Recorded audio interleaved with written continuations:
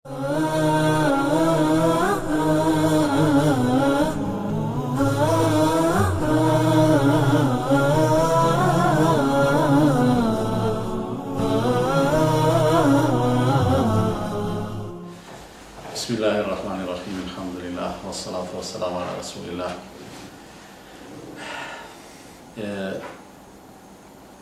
Në kuadrët të serisë në ibadeti jemi të folë për disa nga cilësitë e atyre të cilët Allahu i madhëruar i ka quajtur në Kur'an Ibadur Rahman, robërit e të gjithë mëshirshmit. Një përshkrim me nderim, me privilegj, me respekt, domethënë e kemi përmend të kaluamën edhe pse bashkë që ky emër prej emrave të Allahut është zgjedhur në këtë ose është përdorur në këtë kontekst. Pastaj kemi përmend disa nga cilësitë e tyre, respektivisht dy cilësi që janë përmend në atë ajet dhe vije ajeti në vijim. Pra, jemi të folur për një tërësi ajetësh që gjenden ka fundi i surës El-Furqan. Dhe ajeti në vijim thot duke i përshkruar robërit e Allahut fuqiplot, thot Allahu i madhruar: "Walladhina yabituna li rabbihim sujadan wa qiyama", dhe ata të cilët e kalojnë natën për hir të Zotit të tyre duke qenë në sejdë edhe në qiyam.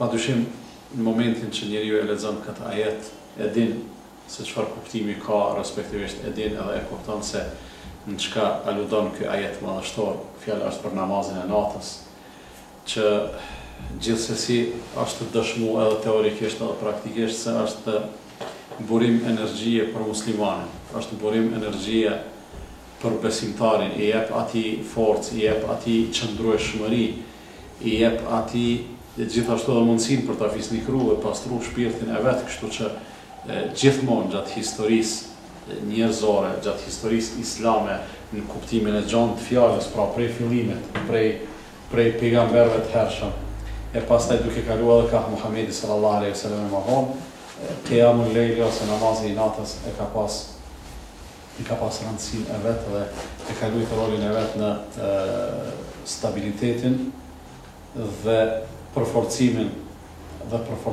e besimtarëve. Dhe është interesant se namazi si namaz i ka kohët e veta. Namazet obligative Allahu i madhëruar i kalon në ditën. Me një fjalë, krejt 5 kohët e namazit janë në kohë të rëndomta kur njerëzit rëndom janë të zgjut. Tu fillu pi namazit sabat kur njeri e përfundon natën, e përfundon edhe pushimin e natës edhe ngritet për të filluar aktivitetit e ditës dhe me te e fillon ditën për sëmbari, pra me faljen e namazit të sabahut. Edhe vazhdojnë namazet tjera deri në përfundim, pra namazit të jacis kur edhe vije koha e lodhjes, e humbjes së shumicës e energjisë, forcës, mundësive, kur paraqitet nevoja me të madhe që njeriu me e fillu aktivitetin e natës, se ajo është pushimi për të mbledhur forca të reja për të vazhduar aktivitetin në ditën e nesërme. Këto janë obligimet. Në kohën të cilën Allahu i madhruar e ka bërë për pushim, nuk kalon obligime, namaze obligative, mirë po kalon namaze vullnetare. Kemi edhe gjatë ditës namaze vullnetare. I kemi për shembull 12 recatët për cilat ka thonë pejgamberi sallallahu alaihi wasallam se ai i cili u rrin gati atyre dhe i praktikon me vazhdimsi, do t'i ndërtohet një shtëpi në xhennet. Ato 12 recatë janë sunetet e rregullta të namazeve, që janë 2 rekat sabahut, 4 para drekës, 2 mas drekës, 2 mas akşamit dhe 2 mas yacis. Të gjitha së bashku e përbojnë numrin 12. Ndërsa, kur janë pyetje nafilet e përgjithshme, ose nafilet, do më thonë, thjesht vullnetare, pa ndonjë shkas, ose pa ndonjë nxitje të veçantë, atëherë s'ka dyshim se në kuadër të këtyre nafile, edhe pse bon me falë namaz vullnetar për shembull para dreke, për qef. Bon me falë namaz vullnetar pas dreke. Bon me falë namaz vullnetar pas ikindija, pa? Zva, do dhe prej ashtem është pas ikindije. Bon me falë pas akşamit, gjitha këto bon me falë, mirë po. Asnjëra prej këtyre namazeve vullnetare nuk e ka vlerën namazit natës. nga se janë përmend shumë ajete, është përmend në shumë ajete dhe është përmend në shumë hadithe vlera e kësaj kohe. E pastaj i kemi porositë e pejgamberit sallallahu alaihi wasallam që janë të përgjithshme. Për shembull, ka thonë në një hadith pejgamberi sallallahu alaihi wasallam, "Ejuhan nas, o ju njerëz, afshu salam", përhapeni selamin, "wa at'imu at-ta'am", dhe ushqeni të uriturit, "wasilu al-arham", dhe mbajni lidhjet farefisnore, "wasallu bil-lejli wan-nasu niyam", dhe faluni natën derisa njerëzit flajnë, "tadkhulul jannata bi salam", do të futeni në xhennet të shpëtuar. E ka përmend pra pejgamberi sallallahu alajhi wasallam në këtë hadith vlerën e namazit natës, ndërsa i kemi disa hadithe tjera të cilat janë alama konkrete ku dikujt i ka thonë për shembull prej sahabeve që ta falë namazin e natës para se të flajnë në gjumë, dikujt i ka thonë se më mirë është që të zgjohet edhe ta prishë gjumin, dhe simas gjitha gjasave këto udhëzime kanë qenë u janë përshtat natyrave që i ka ditë pejgamberi sallallahu alajhi wasallam se filani nëse bjen me flajt i ka vështirë me u çu para sabahit. A për këtë tjetrin e ka ditë që është njëri i cili flan ngopet me pak gjumë, ngritet lehtë natën edhe këto e ka porosit ka thonë çau natën. Ndërsa për formulën më të mirë se çysh aplikohet namazi i natës, prapë e ka dhënë pejgamberi sallallahu alajhi wasallam në hadithin në të cilin e përmend agjërimin e Davudit alayhis salam edhe namazin e Davudit alayhis salam. Kur ka thonë agjërimi ose ka thonë mas pare namazi më i mirë është namazi i Davudit alayhis salam, i cili flinte gjysmën e natës, falej 1/3 e natës, pastaj flinte prap 1/6 e natës dhe përfundonte monata, fillonte aktivitetet ditore. Kur i marrim këto tri thysa, ta quajmë kështu, 1/2 plus 1/3 plus 1/6, do të thonë tërësia e natës, e ndajmë 1/2 plus 1/6 janë gjumë, që bëjnë 2/3, ndërsa 1/3 mbetet namaz. Edhe për çdo ka thonë pejgamberi sallallahu alajhi wasallam është namazi më i mirë. Që do të thonë se nuk është kërku prej besimtarëve që ta kalojnë ton natën në namaz. E të mos flejnë fare, për arsye se Allahu azza wa jalla i kalon disa edhe në mënyrë ta quaj biologjike disa veprime, që kemi thonë në fillim të trajtimit për 1-2-3 derseve të çtyre ajeteve, kur kemi folë për fjalën e Allahut azza wa jalla, "Wa huwa alladhi ja'ala al-layla wan-nahara khilfatan liman arada an yadhakkara aw arada shukura." Allahu është ai i cili i boni natën edhe ditën që ta zaventësojnë njëra tjetrën, për ata të cilët dëshirojnë të përkujtohen ose dëshirojnë të jenë falëndërues. Dhe kemi thonë se janë do punë që bëhen natën, edhe e kanë vlerën natën, nëse i bën ditën nuk e kanë atë vlerë. Edhe anasjelltas.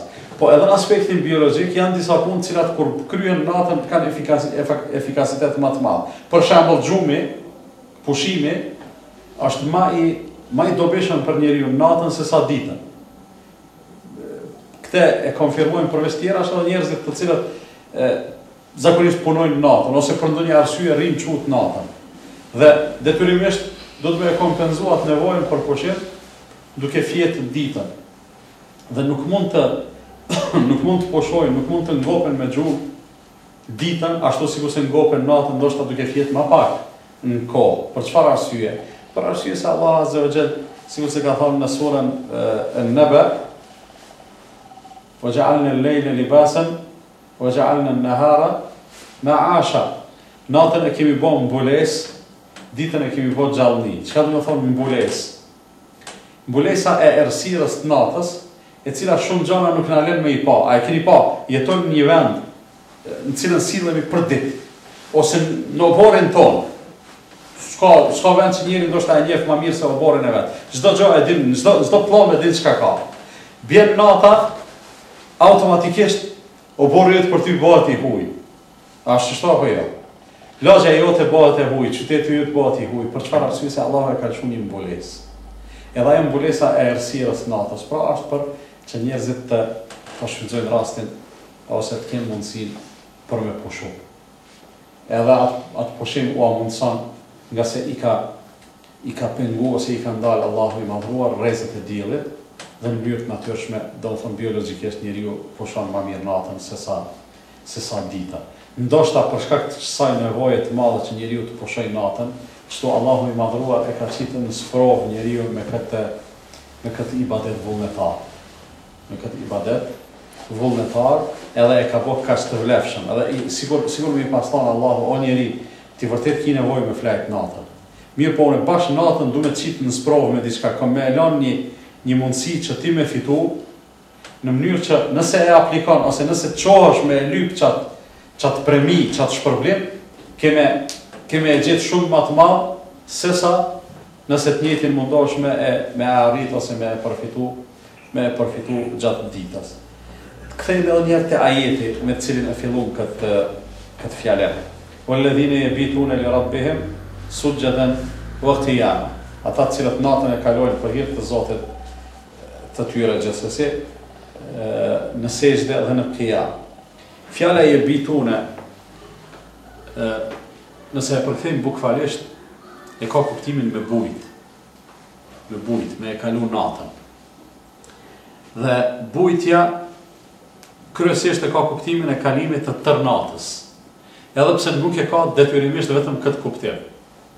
Nga se nëse e marrim se yabituna li rabbihim sujjadan wa qiyama, bujnë ose e kalojnë natën në qiyam edhe në sejdë për Zotin e tyre, atëherë kjo do të mund të kuptonte se ata duhet namaz natës me falë për me arrit atë status, me falë tërë natën, apo prej se të kryet jacia deri të hynë koha e namazit sabat, që në asnjë mënyrë nuk nënkupton ajeti këtë gjë. Nuk është kjo porosia.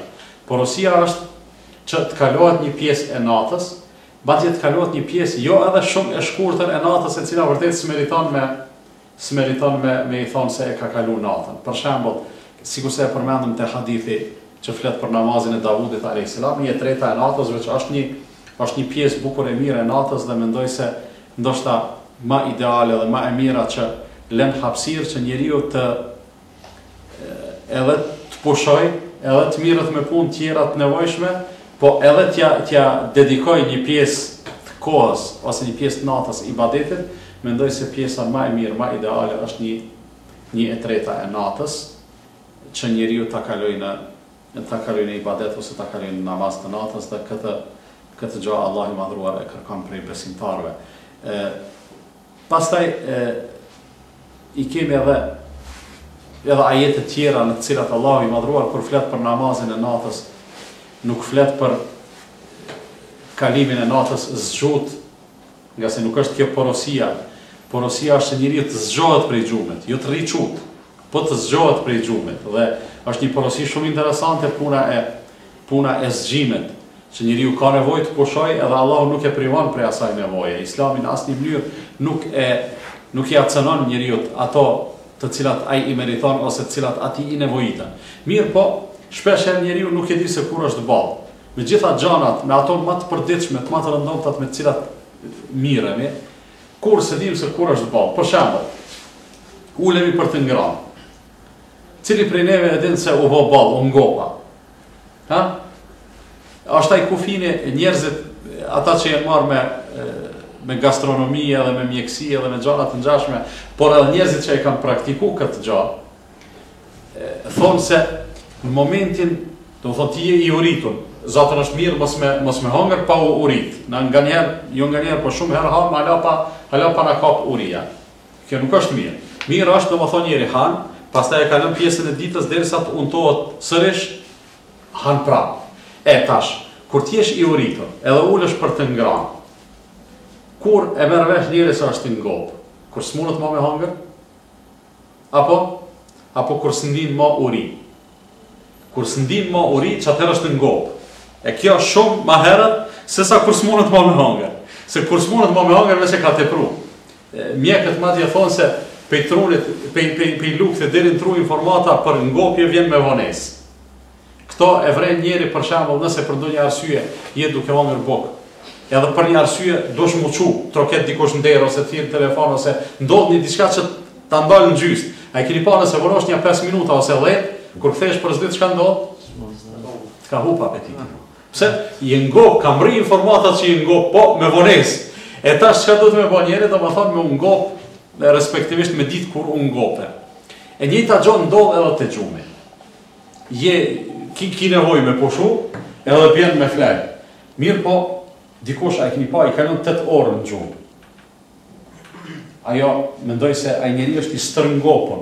Mirë po e ka bo shprehi, edhe kur të bëj shprehi, tani me 7 orë gjumë i doket se s'ka flajt ba. Po duhet me e trajnu vetën. Për këtë arsye, me këto po du me thonë se, ndoshta me 2/3 e natës, pa ndoshta heq, me 2/3 e natës njeri sigurisht të ngopet. Edhe i përmbush nevojat, e mush baterin që i vynë për gjithë ditën, mirë po, nuk është gjithmonë i vetëdijshëm ose nuk ka arrit me e trajnu, me e stërvit vetën e vetë për me mujt me i bo balë këti sistemi ditor, kur them ditor e kam për qëllim 24 orëshe. Për që ata të ushqimi e thojnë, në momentin kur nuk ndin ma uri, është mirë me ungrit, dhe më thonë me përfundu me të ngranën, por edhe të gjumi është mirë në momentin që të del gjumi dhe e shë vetën se mund është me u këfjell, me u qua dhe me falë do një qatë namaz natës, ose me lexu do një faqe Kur'an, ose me bo do një dhikr, ose me kalu një ibadet, gjithashtu është një gjë e mirë, ndërsa prapë po them, Allah i madhruar në asnjë mënyrë nuk ka kërku prej neve që të mos flejmë fare, për arsye se njeriu nuk do të ishte në gjendje me e përballu një gjë të tillë. E tash nëse themi Allahu e ka bo natën në mbulesë, e ditën e ka bo gjallëni, nëse dikush thotë jo, ne du me kalu natën një ibadet. Natën s'du me flet, tani mas sabajt flet. Se namazi i natës më e vlefshëm se namazi i ditës, për fjala për namazin vullnetar. Çka ka bo ky njeri? Ka bo çrregullim në jetën e vet. Pse se ndoshta një farë mënyre i ka dhënë një përparësi asaj gjallërisë shpirtërore, mirë po e ka shpërfill gjallërinë fizike, biologjike, atë që duhet me punu për idare, atë që duhet me u kujdes për vete, për familje, për rrethin, me i bo punë tjera, punë të ditës, cilat Allahu i ka caktu për me ndodh ditën. Andaj e kalon Allahu namazin e natës në një pjesë të caktuar, një pjesë shumë të vogël të natës, e pjesën tjetër të gjallënisë e kalon ditën për arsye se atëherë dokën senet, nuk ka nevojë me dhezë drita për me punu, për me dalë me lavru, me punu tokën, ose me ndërtu, ose me botë rekti, ose pse, se Allah Azza wa Jalla e kalon diellin.